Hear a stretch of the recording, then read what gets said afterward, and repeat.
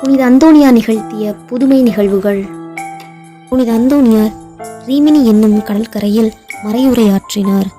அவருடைய மறைவுரையை கேட்க மறுத்த அங்கிருந்து கலைந்து சென்றனர். அவர் அங்குள்ள மீன்களுக்கு மறைவுரையாற்றினார். மீன்கள் நீரின் மேல் வந்து இவர் கூறியதை கேட்டுக்கொண்டிருந்தனவாம். இன்னொரு முறை யூதர் ஒருவர் இயேசு நற்கருணையில் இருப்பதை மறுத்தாராம்.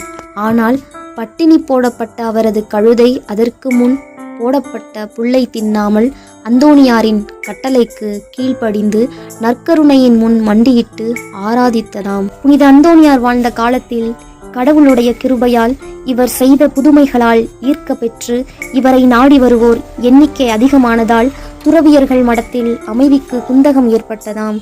இதன் பொருட்டு மடத்தின் தலைமை குரு இவர் எண்ணிலடங்கா புதுமைகள் செய்ய தடை விதித்தார். நாள் ஒன்றுக்கு 13 புதுமைகள் மட்டுமே செய்ய கட்டளையிட்டார்.